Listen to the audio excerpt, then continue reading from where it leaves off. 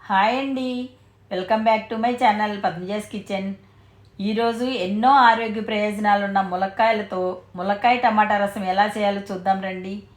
ములక్కాయలతో ఎన్నో రకాల కూరలు చేసుకోవచ్చండి, కానీ ఇలా ఒక్కసారి రసం చేసి చూడండి ఎంత రుచిగా ఉంటుందో. అన్నంలో ఈ రసం వేసుకుని తింటే సైడ్ డిష్ అవసరం కూడా లేదండి.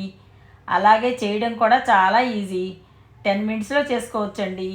ఇప్పుడు దీని ప్రాసెస్ ఎలాగో చూద్దామా. ముందుగా ఒక కుక్కర్ గిన్నె తీసుకుని దానిలో 2 ములక్కాయలను పైతొక్క తీసి ఇలా ముక్కలుగా కట్ చేసి వేసుకోండి. వాటితో పాటు 2 టేబుల్ స్పూన్స్ కందిపప్పును శుభ్రంగా కడిగి కుక్కర్లో వేయండి. అదేవిధంగా 2 టమాటాలను 4 భాగాలుగా కట్ చేసి వేసుకోండి. తర్వాత 2 పచ్చిమిర్చిని తుంచి వేసుకోండి. ఇప్పుడు నిమ్మకాయంత చింతపండును కడిగి కుక్కర్లో వేయండి. దానితో పాటు 1/2 స్పూను పసుపు వేసుకుని ఈ ముక్కలన్నీ మునిగే వరకు నీళ్లు పోయండి.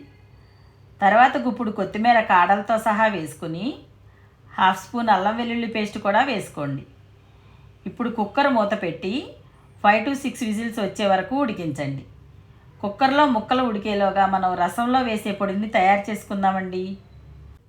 ఇప్పుడు ఒక మిక్సీ జార్ తీసుకుని దానిలో 1 స్పూన్ ధనియాలు, 1 స్పూన్ జీలకర్ర, 5 వల్చిన వెల్లుల్లి రెబ్బలు, 1/2 స్పూన్ మిరియాలు, 5 ఎండుమిర్చి వేసుకుని గ్రైండ్ చేయండి. ఈ విధంగా గ్రైండ్ చేసుకున్న పొడిని పక్కన పెట్టుకోండి. ఇప్పుడు కుక్కర్లో ఆవిరంతా పోయిన తర్వాత కుక్కర్ మూత తీసి పప్పు గుత్తితో మొత్తం ఒకసారి క్రష్ చేసి దానిలోని రసం అంతా వడకట్టండి.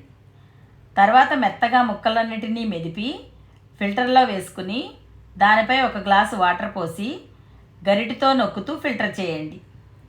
ఇదే విధంగా మరోసారి వాటర్ పోసుకుని ఆ పిప్పంతా గట్టిగా పిండి రసాన్ని సపరేట్ చేసుకోండి. ఇలా ఫిల్టర్ చేయగా వచ్చిన రసాన్ని పక్కన పెట్టుకోండి. ఇప్పుడు స్టవ్ పై ప్యాన్ పెట్టుకుని దానిలో తాలింపు కోసం 2 గిన్నెల ఆయిల్ వేసుకోండి. ఆయిల్ వేడెక్కిన తర్వాత దానిలో 1 స్పూన్ ఆవాలు, 1/2 స్పూన్ జీలకర్ర, క్రష్ చేసిన 4 వెల్లుల్లి రెబ్బలు, 2 ఎండుమిర్చిని తుంచి వేసుకోండి. వీటిని కలుపుతూ 1 నిమిషం వేయించండి. తర్వాత గుప్పుడు కరివేపాకు వేసుకోండి. కరివేపాకుతో పాటు ముందుగా రెడీ చేసి పెట్టుకున్న పొడిని వేసుకుని అంతా కలుపుతూ వేయించండి.